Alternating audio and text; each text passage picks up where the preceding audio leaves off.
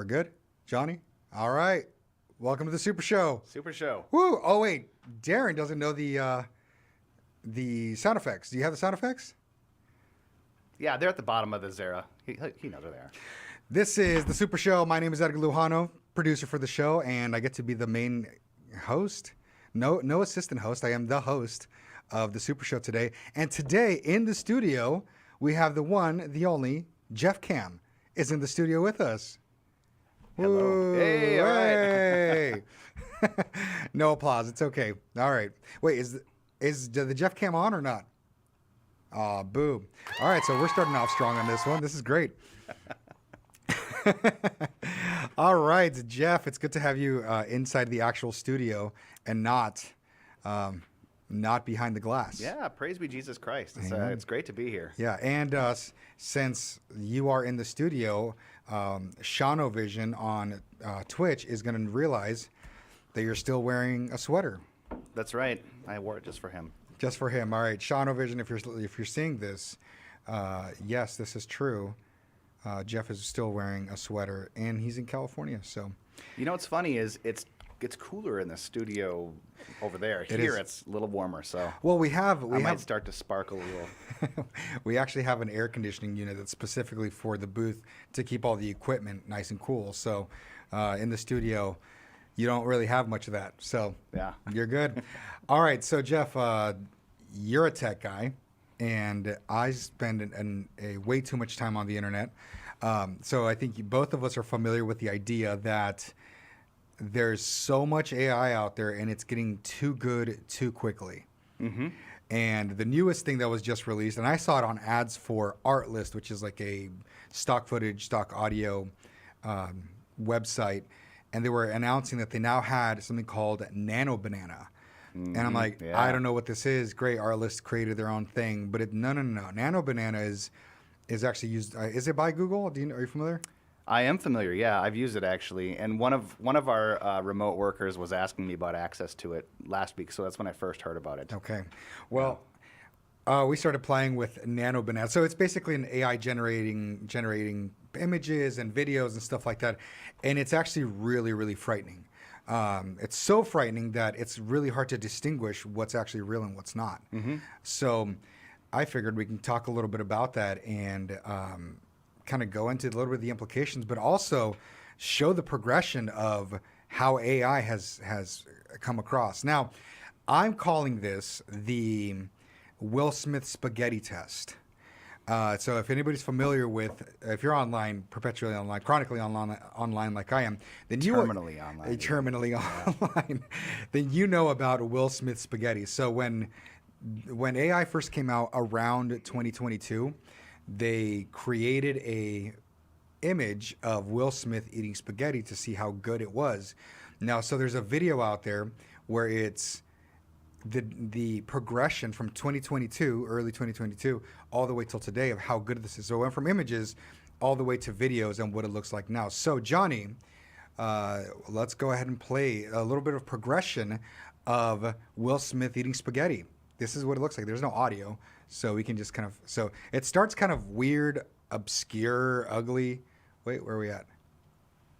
Oh, that was definitely weird, obscure, and ugly. It looks like modern art. So, it's getting better the more it goes on, and then it develops into video, and it just looks creepy. But the more it goes on, it looks more and more real. Although Will Smith doesn't look like Will Smith there. Do you think Will Smith made a video of himself eating spaghetti just threw out there just to mess with people? He actually did. Yeah, he actually made a video. Okay. But look at the last one. It's 2025. That's on Grok. So it shows you which program is making it. And it looks real. It almost looks like it's actually him. It's so almost indistinguishable to who, a real video of him actually eating spaghetti. So it's the Will Smith spaghetti progression. That's a pretty good test. There's a lot going on in that picture and in that video. Yeah, a little too much, which is a bit frightening. Let's see. Well, before we get to the rest of the videos, Shanovision says, "Good evening, and everyone. There's Jeff, another sweater in sunny and warm California. I don't get it. No matter how cold the studio is, LO. They're comfortable sweaters, and they're kind of classy looking too. Yeah, it's there's just something fun and seasonal about putting a sweater on. And in the morning when I walk to my car, it's like 50 degrees, and that's chilly. That's chilly. Yeah, it's cold enough. Yeah, right now it's nice outside. You're on an honorary Californian, so the Minnesota has been removed. It's been leached from me. I'm not as tough as I used to be. Fair enough. All right. YouTube. Ebadio66 says, "I don't like spaghetti anymore." Yeah, that video will scare you off from wanting to consume spaghetti. Which, funny enough, I had spaghetti last night for dinner and leftovers for lunch today. Oh, nice. So that's kind of fitting. But you were messing with it, and I was messing with this new Nano Banana. So you saw the progression of how bad it was, and now how good it actually is. So we started making images, and you want to show some of them? Yes, let's do that. So one of the things that's out there that people are doing is making professional headshots with it. And you took a screenshot of me from this show, and you put me in a suit. I did. Actually, I did a couple things. You did, yeah. Yeah. I got 2 of them. So show the image of me in a suit. Yeah. I mean, the CA logo looks a little off, but it looks like I'm actually wearing a suit. Mm-hmm. It's actually scary. Yeah. Yeah. They did a really good job. And actually, there's one other thing besides the suit on there that's AI. What's that? I can't tell. Okay. I sent it to Shane, too, and he couldn't tell either. So look at Edgar right now, if you can. Side by side? Side by side. and then look at this. What's the difference between this picture, besides the clothing, this picture and Edgar right now? I can't tell. Okay. You've got headphones on, right? I had Nano Banana take off the headphones. No way. Those are not your ears. No, they're not. Mine kind of poke out a little bit more. There you go. Wait, hold on. Johnny, throw me on there. Give me the close-up. No, do the close-up of Edgar. Those aren't my ears, man.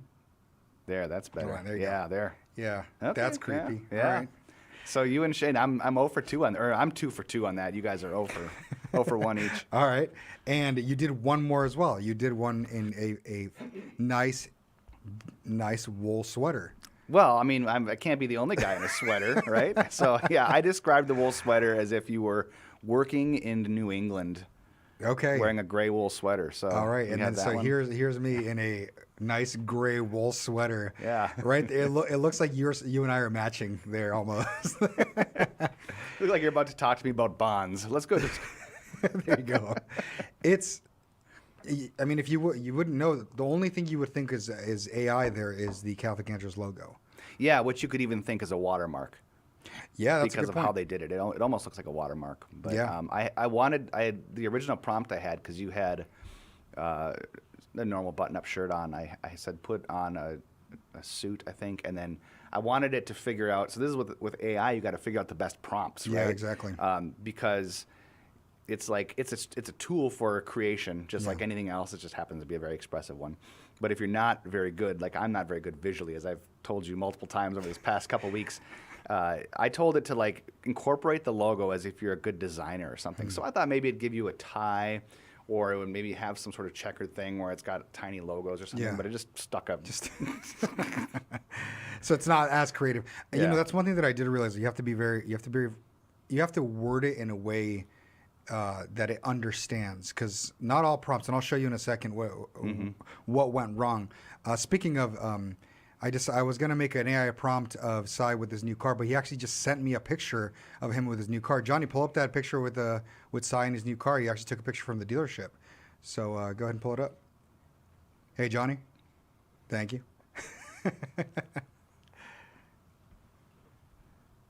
There he is. There's Cy Kellett. That's the video, but go to the other one, the picture. So, yes, of course, it's AI, but it actually did a really good job incorporating it looks like him.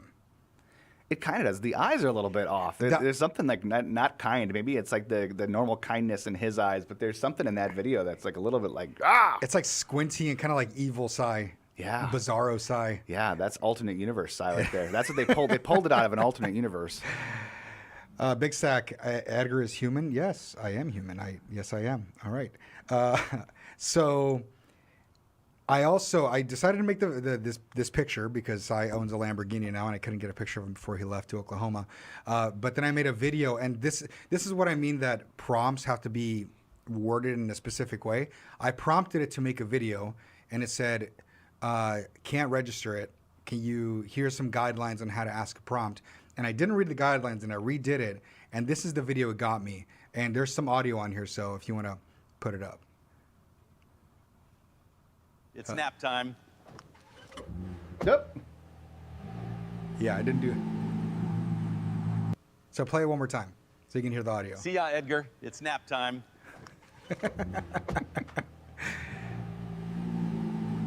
Yeah. See, it knew what to do. It just didn't know how to do it. It didn't know how to put him in a car. He walked through a door. Yeah, that was a little weird. And there was Yeah. a steering wheel on the right side and on the left And side. on the left side. That's a Yeah. good point. I didn't notice that. Yeah. So I feel like all of this stuff is changing the landscape of art and the labor force. I remember watching a video of a gentleman who made wooden wheels, I think from maybe 100 and 120 years ago, making wooden wheels, and how opposed he was to cars and kind of the next generation. And he was opposed to it. He said, "What's going to happen with my job?" And eventually the kind of job that he did, his profession, was phased out, but it opened up a new labor pool of something different, something better. So question to you is, do you think that AI is going to completely remove the necessity for humans to work for labor, or do you think it's going to evolve like that? That's a great question. And I saw some other YouTube headline of AI is going to end capitalism, which is hilarious. Incorrect. Human nature doesn't change despite better tools existing, right? So there will be, I think there are obvious advantages to having better tools. So like the horse and buggy people, the buggy whip makers are upset because cars come along, or the wooden wheel makers are upset because there's no longer buggies being used. And it's not what human beings are used to in history. Yeah. For the majority of history, people have grown up, they've gotten a trade, they've done that for 20, 30, 40, 50 years and then died doing the same trade. Yeah. The reality, and I can't speak for other people around the country, but for what I tell my kids is like, you have to be flexible, and for myself, even us, right, is we need to be flexible. Well, it's moving so fast nowadays. You have to be flexible. You have to be, yeah. And I don't think, and the thing is with Photoshop, we've already had so many of these capabilities. There's nothing that I've seen AI do yet that Photoshop couldn't do, but it just took a longer time. And you needed somebody who was very skilled to be able to do that. Yes. So like that picture of Cy with his Lamborghini, that could have been done 10, 15 years ago, but it would have taken somebody who understands how to run the program, somebody more skilled. Now, a producer of Catholic Answers Live who doesn't understand how any of it works can just type in a prompt and make this image. Yeah, but on the flip side, there were errors with it. And if it had been done 15 years ago with somebody who was an expert, there wouldn't have been that walkthrough. So it's what somebody pointed out the other day on X, that you're coding, but you're coding with English words instead of using coding language. So instead of using the PowerPoint tools, the lasso, I don't actually only use Paint generally. That's how low end I am. But using those lasso tools and fill and all those sorts of things, instead of doing that, you just tell it to do it. Yeah. So I sent you also a picture. There's a cool picture of Pope Leo back when he was Father Bob. And do you have that teed up for coming up? Or no? It's okay if you don't. Yeah, it was kind of last minute. But it's from this documentary, and he's got his sunglasses on. It's like 1980. He looks super cool. And there's a person kind of behind him. And when I saw that picture, I was like, this is an amazing picture. I sent it immediately to Nano Banana and had them remove the background. Yeah. And, you could do that again with Photoshop.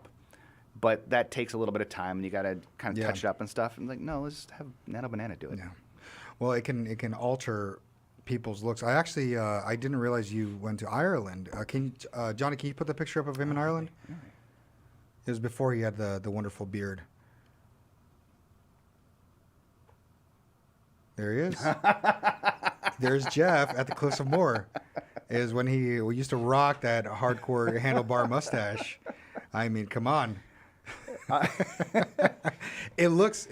You groomed well. That is fantastic. Right? That might be a life goal right there. Yeah, I don't know. I think a lot of people. I remember when the whole AI thing started coming out a few years ago. The immediate reaction, and even here in the chat, there are people who are saying that they don't like AI. It's the immediate reaction, and it was immediate. It's demonic, but it's not. I would say it's not. I think it's a tool. I think it's a tool just like anything else. Like the internet's a tool.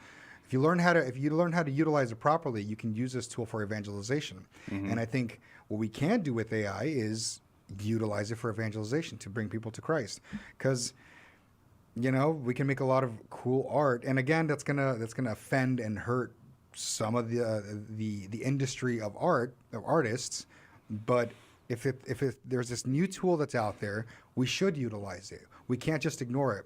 It's what's the example I was thinking of earlier? What was it? We were talking about the priest. I was actually talking to John Swanson. There was a priest who was on the radio. He was one of the very first ones in America. Was his name Father Coughlin? Was it? He was extremely anti-Semitic and said some really horrific things. And the church took a very long time to address it because they didn't know how do you address a priest who's on this new technology called radio, who's out there and is now a public figure.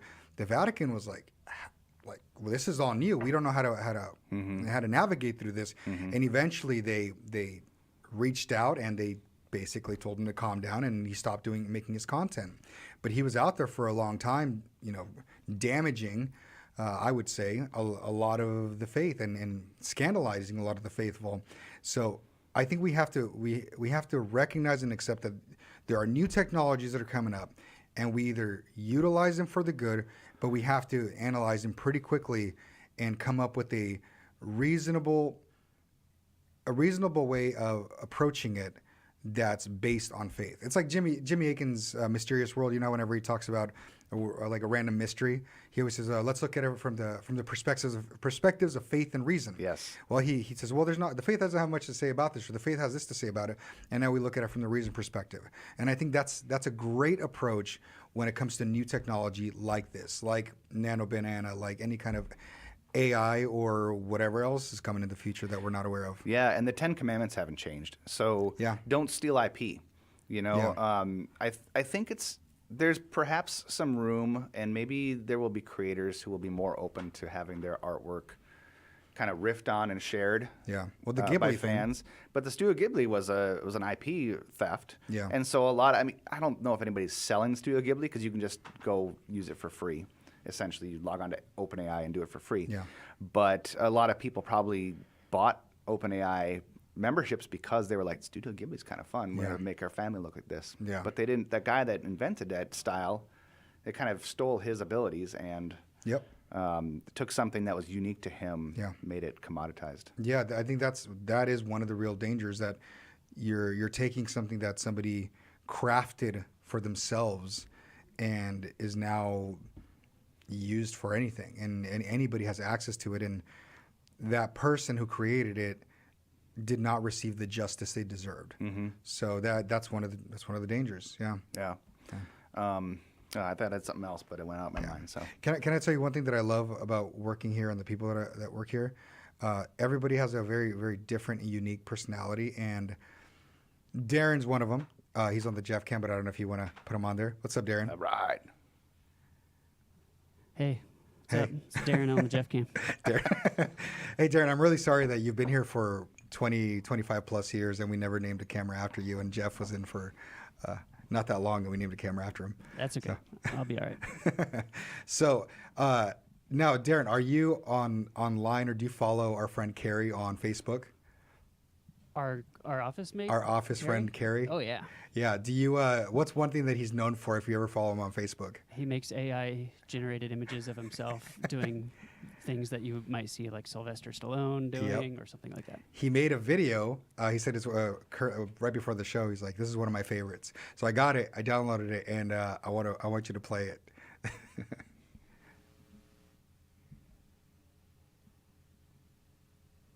Carrie. Yep. Nope. That's not it. It's labeled Carrie.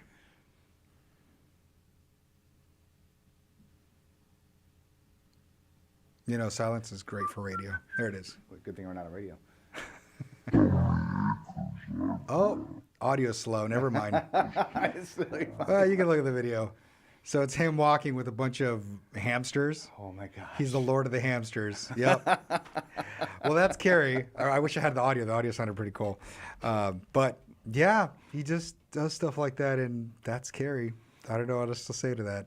Yeah, he had some cool like rocking like rah, you know, I think he rock I think band sort of singer thing. He made one where he wasn't he wrestling Bigfoot or something like that at one point? I may have missed that one. That's great though. That's fun. All That right. then you know what? That's like fun, good, wholesome use of AI right Yeah. there, right? Because it is a fun tool.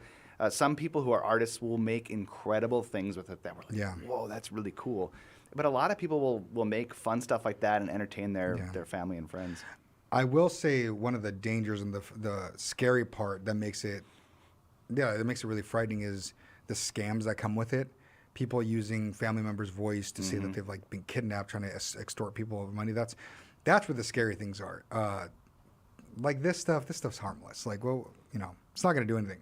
It's not going to harm anybody. Yeah, I think it marginally adds to scams, but these sorts of things tend to get out there, and I think they spread on the news pretty fast too. So even people who are not necessarily terminally online, but maybe are older or more traditional news enjoyers, they hear about it as well. And hopefully, what most people are able to, if you have something like that happen, is to slow down and say, hey, I need to have a conversation with this person. Otherwise, I'm just going to assume you're fake because it's going to be fake 99% of the time. My wife and I talked about, like, if that ever happens, what do you do? It's like you use a code word or a code phrase. If they have you on the phone and they're saying it's you, then you just ask them whatever the code word is, and I don't know. So it's just something to consider when it comes to this. But I don't know. In the end, we've covered AI quite a bit, and I know the last time Thomas was on here with me, we talked about your dead relatives being immortalized, but this is just another step in that direction. And then before you know it, Elon Musk is going to put this kind of technology on a robot, and who knows where we take it from there.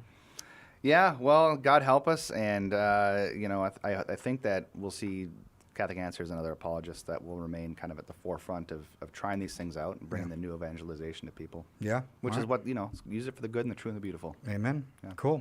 All right, so you want to move on to the next topic? There's been a couple of videos out there of different Catholic content creators. One of them being Father Casey, which I'm sure a lot of people are familiar with. He has a channel called, I think it's called Breaking the Habit.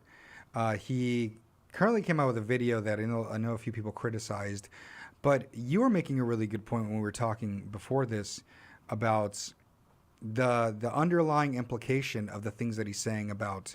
He was talking about communion, and after receiving communion, you're not supposed to kneel down and pray. You're not supposed to kneel down and pray as a moment to, thank God. But it's actually you're supposed to stay standing up, and you're supposed to continue to sing. What was your premise of his underlying premise? Like, what were you saying? Yeah, I mean, to start off with the good and sort of see what we can agree with on for Father Casey is that prayer is a communal act. And as Catholics, we are, we go to Mass not just to encounter Jesus Christ in the Eucharist and in heaven as heaven kind of descends upon the church as a whole, but also to do that with one another and to bring others to Him if we can. Yeah. So there's a lot of importance to community, and I think especially as Americans, we have this sort of me and Jesus attitude. It's obviously that's a much more of a low church Protestant thing, but it bleeds over to the Catholics as well. The culture, and well, as long as I'm saved, I get saved, and then that's kind of it. Rather than let's get baptized and enter the kingdom of God and be a part of this greater thing. So I do think we have room to do more communal acts, but Holy Communion is one of those moments where we're actually trying to have this really personal moment where we actually get to receive our Lord in body, blood, soul, and divinity, and just to have a few minutes of quiet, which we'll go into quiet in a few minutes here, but just have a few minutes of quiet and reflection. And then there's a little thing too that I don't think he mentioned, or he didn't mention obviously, but that I think a lot about is when I receive communion is trying to ensure that the host is fully consumed and swallowed and not like left in the little bits of my teeth. Because if you immediately go to singing and you're spraying, that's a good point. That's an accidental sort of desecration of our Lord in the Eucharist, and so nobody wants that. So that's that's maybe like a little quibble, but I nevertheless think it's important to think about. I think this, because it is a sense of piety of wanting to go back and sit and meditate and reflect on what you've consumed. And to me, it's only the natural reaction or the natural thing you do. And again, this is just my personal opinion, but you have literally consumed God Himself, eternal God, fully omnipresent, omnipotent, like the God of the universe, who created all of this, who's greater than puny little me. I just got to receive, and to sit in that for a second, to fathom that, and to appreciate, to me does not seem that something like he says is wrong. It just it boggles my mind that would be the reaction, like you're not supposed to do that.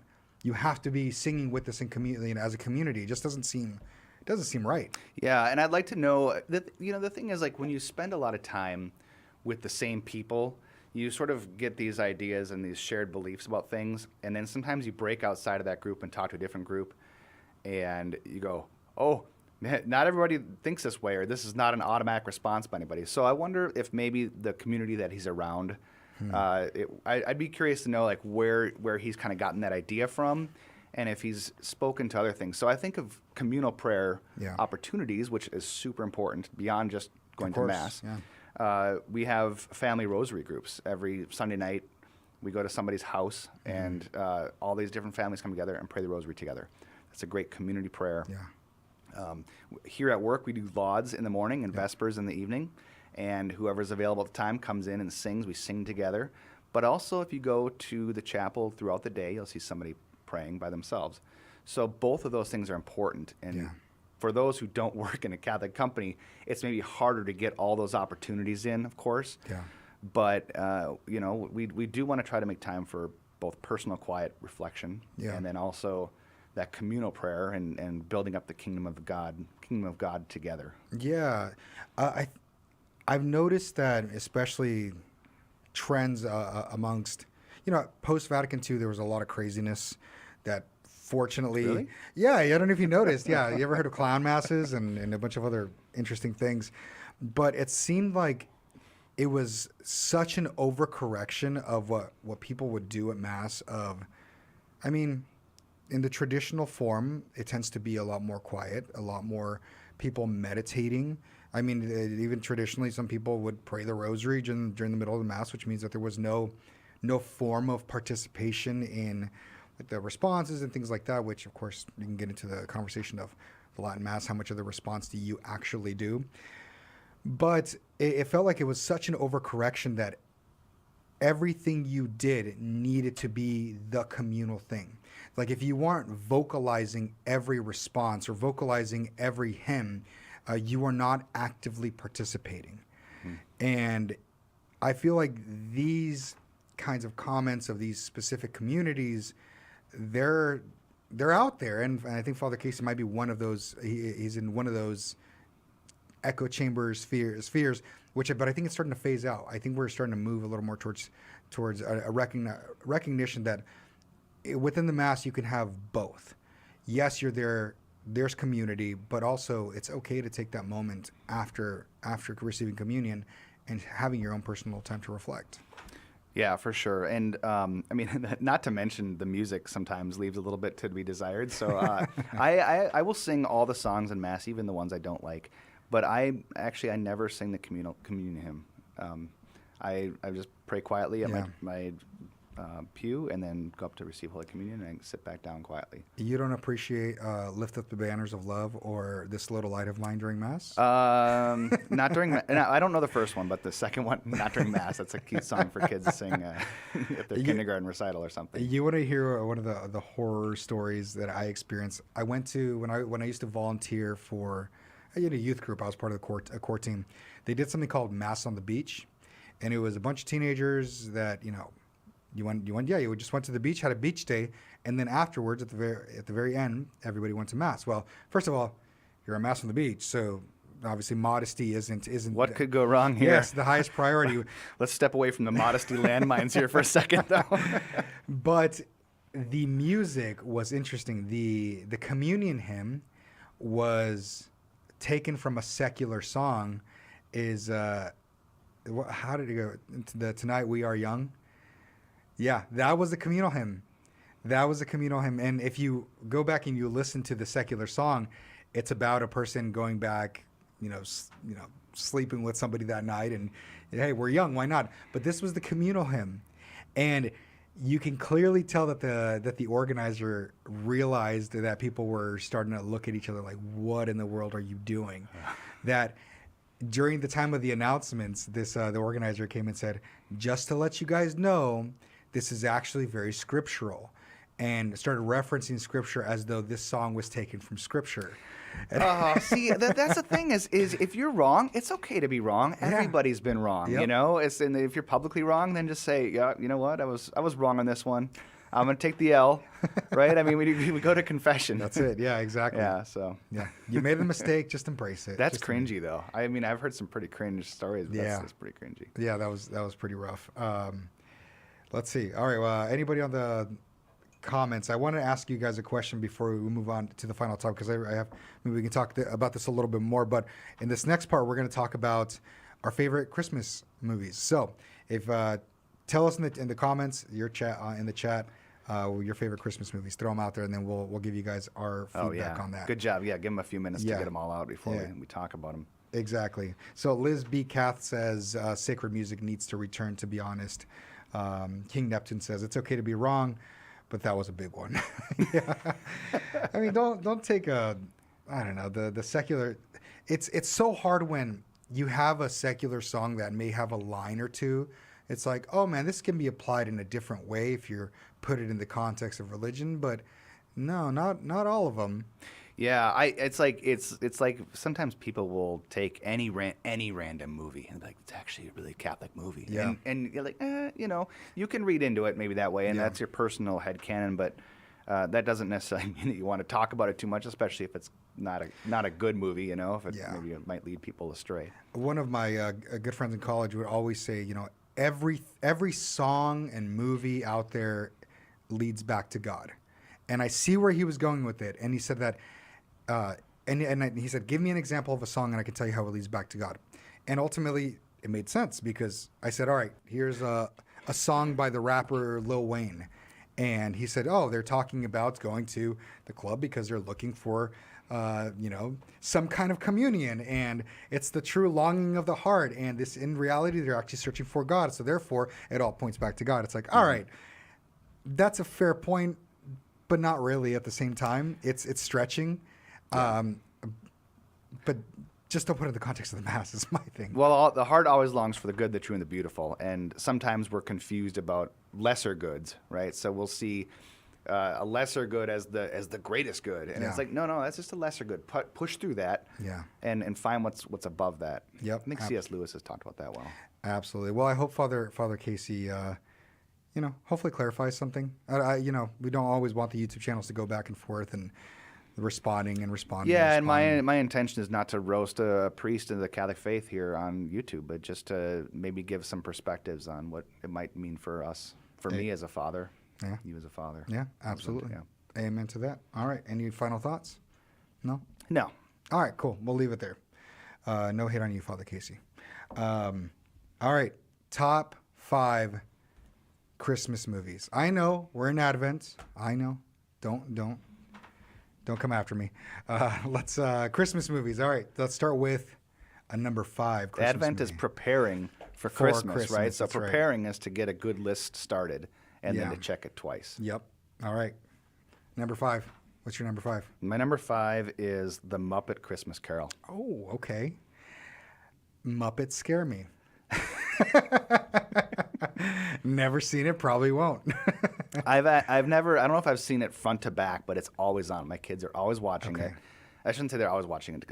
But it's every year it gets shown. Once or twice they'll watch it over the Christmas season. Okay. It's so fun. Michael Caine, right? He plays Alfred in the Batman movies. Yep. Very serious actor. Brings this amount of gravitas to it. He plays a very serious Scrooge. And then there's Muppets. Being Muppets. It's such a great contrast. And the Scrooge story is amazing, right? It's one of the best Christmas stories there is. Yep. And so, so that's why that's number 5 on my list. All right, Muppets. Yeah. That's interesting.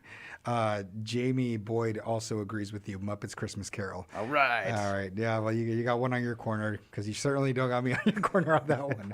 All right. So I'm gonna start off with a new movie that came out around last year. And look, when it comes to Christmas movies, yeah, give me the holiday spirit. But there's been a new kind of trend where I'll call it the Die Hard trend, where it's about Christmas, but it's really not about Christmas. Okay. And so there's a movie that came out last year on Netflix called Carry On, and it's a Netflix movie. You can watch it on there. It's actually an action movie, and it's about, of all great things, great glorious things out in the world, the TSA. So It's a Christmas movie? it's a not Christmas a Lent movie? Yeah. There you go. So in this Christmas movie, there's a heist that needs to happen, or they're trying to sneak like a package onto a plane. So this TSA agent gets a little earpiece in his ear, and the person starts talking to him and says, when this package comes through, you're gonna let it through. And he starts threatening him, and it just kind of goes on in that direction. It's a really great movie. I was impressed how well put together it was for a Netflix movie, because a lot of times the Netflix movies aren't great, but it's a Christmas movie, and it's got some Christmas themes, and it's during Christmas time, and so I would say that's my number 5. Yeah. Okay. Very different. I know. Okay. I don't think anybody in the chat said Carry On. I But may be silently judging you, but we'll wait until we get further down the list to All right. continue that. Nobody said Carry On. All right. Thanks, guys. All right. What's your next one? Number 4. Number 4. How the Grinch Stole Christmas. Which one? You're a mean one, Mr. Grinch.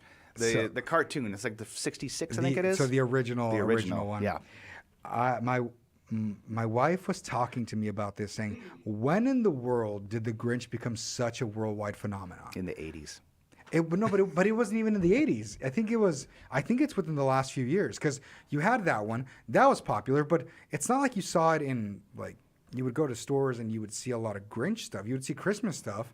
Okay. And then you had the Jim Carrey one, which that one creeped me out. It just I never watched it. It's wrong. That movie is wrong. It's weird. Yeah, Yeah. it's creepy. Darren, have you ever seen it? No, not that one. Yeah, don't. You will give your kids nightmares. Do not watch that one with them. And then you had the newest one, which is kind of like a Pixar style. It's not really cartoon. It's it's animated, computer CGI kind of animated. And the Grinch isn't really Grinchy. He's just, he's got a soft spot, but he's still the Grinch.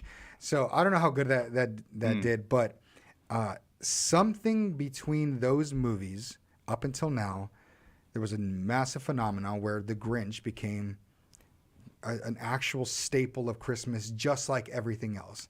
Like you have, and look, think about the decorations. A few years ago, there was some Christmas decorations that were really, really popular for the people who wouldn't want to decorate their houses. They would do a string of lights that would go down, and there's a little cutout of the Grinch putting the lights into his pouch, and that was all the decoration, and that became all the rage. Like, no, That's kind of funny, actually. it's creative Because they're reacting against Christmas. So even by not liking it, you're still part of our show, right? Like, you're still playing our game. Exactly. Yeah, I like that. King Neptune says Jim Carrey or nothing. Look, I can spicy. I can appreciate Jim Carrey. There's some movies that I really like of him. That's not one of them. He's super talented, and I think there was nobody else that could have played the Grinch in a live-action film like he did. But I'm just not down with it. And the '60s cartoon is just so good. Yeah, that's fair. That one I liked. Liz B says Cartoon Network always show the original Grinch cartoon during the Christmas season. It's true. Good. Yeah. All right, Grinch. All Yeah. right, I can appreciate the original one. What's your number 4? My number 4. Again, I'm starting with the newer ones and moving down. Okay. Again, another Christmas-esque movie. This one came out, I think, last year or the year before that. It's called The Holdovers. Do you remember it? I have not seen it. Is that with Paul Giamatti? It is. Okay, I haven't seen it. I saw a trailer for it, and it looked interesting. Yeah, it's not the type of movie that I would normally watch, and it's very much, I don't know, it feels like it's from the 70s is what it feels like. At least it takes place around that time. It came out in 2023. It's an American Christmas comedy drama filmed by Alexander Payne, which I don't know anything about him. But it's a good movie. It takes place in Christmas. Basically, it's a boarding school, I think, and there's kids whose parents never pick them up. So then there's Paul Giamatti, he's in charge of this boarding school, and there's a couple of kids there that parents just never came for them. So now he has to be in charge of them over the break, and they don't want to be there, of course, and shenanigans happen. But it's really cool because you start to see like these poor kids that have no one. Their parents care more about their money than they actually care about them, and he is a Grinch type of character whose heart eventually grows for these kids and wants to give them everything he has. Nice. I think boarding schools are a great setting for films and stories. There's one of my favorites. It's an honorable mention. It's not a Christmas film, but I got to mention it. It's Goodbye, Mr. Chips with Peter O'Toole. It's a musical from the 60s. Peter O'Toole. He plays this kind of curmudgeon-y boarding school teacher. It's such a great movie. Yeah, so I'm interested in the holdovers now. All right, fair. Yeah. All right. King Neptune says Edgar taking L after L. Oh, no. That's not, Come on, there's King no Neptune. wins or losses here. All right, number 3. What do you got? Number 3, I have A Charlie Brown Christmas. Oh, okay. All right. I'm just gonna make it easy for you. That's my number 3. Oh, Yeah. Charlie yes. Brown. All right, we agreed on one. Fantastic. It's a classic. It's just classic. any of the Charlie Brown, like the Thanksgiving one is pretty good. I didn't mention it on my list, but I think Cy mentioned it on his. But it's Charlie Brown. How can you not like Charlie Brown? Do you like Charlie Brown? Yeah, I do. I would definitely have that one on my list. But now watching it with my kids, it's a totally different experience than when I was a kid. Because those kids are so mean to each other. Yes. Calling each other blockhead and all this stuff. And I'm like, oh, okay. I see this movie differently now, but I still love it. Interesting. Yeah, you kind of have to set your kids up like now they're going to be mean, and because I think we grew up and kids were meaner, perhaps. And It's part of and life, man. people are more. I think well, kids are still mean, but like I think people are more thoughtfully, less verbally mean, perhaps today. I think it's more thought of. At least, maybe I'm wrong. I should ask my kids this question, but like my kids don't speak that way. At least not in my hearing. So, yeah, That's fair. they're That's- roasting each other. I mean, but then they come around to the end, right? And they like help Charlie Brown decorate his tree, and Yeah, fair. it has the true meaning of Christmas. It's It a does. Christian movie. It's got Yeah. even the readings of the now King James Bible in it. Now that now that my kid he's ready to crawl. But now that there's a kid in my household, I'm starting to reevaluate the things that I watch. Because it's like, all right, there's things that are, different ratings that I would normally, who cares, it's fine. There's a couple of scenes that I'll probably just kind of ignore. But I can't do that with kids. Nope. So I'm thinking back, it's like, all right, what do I want to show my kids? And Charlie Brown Christmas, man, that's the way to do it. Darren, we didn't ask you about your top 5. Do you have a 5 and a 4? Oh, man. Give me a minute. Okay, all right. I know it took me like half an hour to work through this. So Yeah, you have 10 minutes, Darren. let's see here. Oh gosh, who was it? Somebody told me. Somebody had to say Holdovers. Charlie Brown on there. Yeah. Chad, I would have my computer in front of me too, but since it's my first time on the show, maybe only time, I didn't want to get distracted. So, what's up? The Joro4JC says the Holdovers is great. Thank you for that. Thank you for supporting me since King Neptune is bashing on me, saying I'm taking L's left and right. Appreciate that. Oh, but he did tell me that this was a big W, the Charlie Brown Christmas. Oh yeah, all right, absolutely. All right, all around. All right, we're coming back, King Neptune. Don't worry. And you're named after a pagan god, so I forgive you. But I have a pipe, like a tobacco pipe Yeah. with King Neptune carved into it. It's meerschaum. No way. Yeah, Okay. All right. We'll have to get a picture. I got it and put it up on the screen later. I will. All right. Number 2. What do you got? Number 2. Okay, so number 2 and number 1 are going to be older films and maybe lesser known, but they're very good and definitely worth watching. So number 2 I have is the movie that we get the song "Have Yourself a Merry Little Christmas" from, Okay. which is sung by Judy Garland in the movie "Meet Me in St. Louis." St. Louis. I've never heard of this movie. Yeah. It's Yep. from the 40s, maybe the 50s, I think the 40s. And it takes place maybe around the turn of the century into the 1900s in St. Louis. Okay. And it's this family with like 4 daughters and a son, and the dad is a high-powered lawyer. It's really good. It's really good. It has a kind of a creepy Halloween scene in it.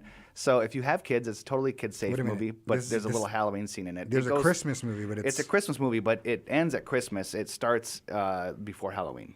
So there's kind of like, there's a sort of a season that, but Gotcha. it ends at Christmas, and it's a, kind of a Christmas All right. feel to it. But it's fantastic. There's beautiful music in it. Judy Garland, of course, sings so well. And If Cy were here, he'd be raving all about it. I can't give you anything because I don't know anything about the film. I think Cy would know about it. Yeah, it's a good movie, and the little girl in it, Tootie, is so cute. And we don't name little girls Tootie anymore, which is understandable, but too bad. It's like such a cute name. Yeah. And Tootie. yeah, there's just some really funny scenes in it. And it's a classic, great movie from the 40s, All right. from that era. All right. Well, I have no movies from the 40s.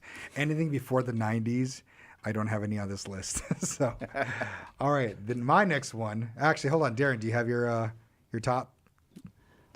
Charlie Brown and Grinch, and then I got one more, but I don't know. I think it's going to be both your number ones. You think so? We all know what we're talking about. I think so. So my number 2 is my childhood, Jingle All the Way. Yeah, it's not a Christmas movie if Arnold Schwarzenegger isn't on it. It is so quotable. Dad, what are you doing in my house? Put the cookie down. I don't remember. It was Sinbad in that movie? Sinbad was in it. Okay. Yep. Yeah, I think I've seen it once. And the kid who played Anakin Skywalker in episode 1. Oh, He's Jake, in it too. Jake wasn't. I think Jake. Got music in my ears. There we go. Yeah, interesting. I've seen that movie exactly one time. When Really? it was in theaters, Oh. and I haven't seen it since. Maybe because I first watched it when I used to play with action figures. So I saw Turbo Man. I was like, that's kind of cool. And then I saw how big the Turbo Man doll was. Like, I don't care. It's like, man, give me some like actual action figures of, Power Rangers or something. Yeah, yeah. That movie's kind of coming back to me now because he had to go find the toy for his kid or something, right? And he had to. Yeah.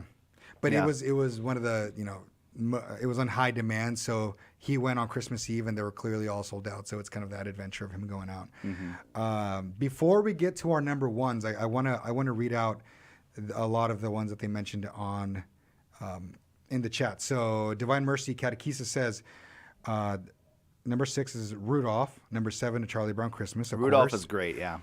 Yeah. Frosty is number 8. How the Grinch Stole Yep. Christmas is 9, and Home Alone is 10 for this person. Michael Morvan, I'm sorry, Michael. I'm going to have to disagree with you on this. He says Die Hard is not a Christmas movie. How dare he? I'm with you, Michael. Oh, come on. No, it's a Christmas movie. You can't. So Divine Mercy Catechesis, hers, I don't know, it's number 1 is It's a Wonderful Life. Okay. Number 2 is A Christmas Story. That's a good one. Number 3 is Scrooge. Number 4 is The Bishop's Wife, which is Scrooge or Scrooged? Scrooge. Scrooge, okay. Yes. Okay. And then number 5 is Die Hard. And in parentheses says, yes, it's a Christmas movie. Thank you, Divine Mercy Catechesis.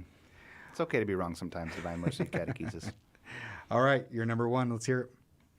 It's actually it's a 2-for-1. It's because it gets an added bonus on there because it's got similar cast members and it's the same director. It's a Wonderful Life, and co-starring You Can't Take It With You, which everybody knows It's a Wonderful Life. You Can't Take It With You. A lot of people don't know about it. That was filmed 37 or 38. It's Jimmy Stewart. It's Lionel Barrymore. It's a Frank Capra film, and it's just very similar themes to It's a Wonderful Life, but it's not a Christmas movie. But if you're going to watch It's a Wonderful Life, you should do the doubleheader. This is a movie that I think Chris Check would know. Do you know? Maybe so. He doesn't know this film. He doesn't? No. I know the film. I don't think it's Capra. I think it is. I'm almost okay. Well, I don't want to It is disagree with the Jimmy boss. Stewart. Yeah, Yeah. and Lionel Barrymore, and Barrymore plays a good guy in it. He doesn't play the cranky Mr. Potter, so it's fun. All right. Again, no idea what you're talking about. Have you seen It's a Wonderful Life? I don't think I have. Okay. It is. He plays the harmonica. Lionel Barrymore plays the harmonica. Uh-huh, yes. They make fireworks. Yes. It's a family that makes fireworks. Yes. Yes. It is a Capra movie. Yes. Yeah. I need to be cultured a little bit more, so I'm So gonna have yeah, to put these on my this list. is what you do. You watch the double header. You watch You Can't Take It With You first, and then you go 8 years into the future and watch It's a Wonderful Life for Christmas. It's All right, fantastic. good. Well, I took it in a completely different direction. Mine is a 2-for-1 as well. You know where I'm going with this. Darren, are you going the same direction that I'm going, or was that your? Was No, mine's It's a Wonderful Life. oh really? the other Oh, choice. okay. Yes. All right. Well, I'm wrong in this situation. King Neptune, that's a third L for me right there. I would say Home Alone 1 and 2. Okay. Johnny's giving a fist bump. So, all right, cool. I mean, how could you not?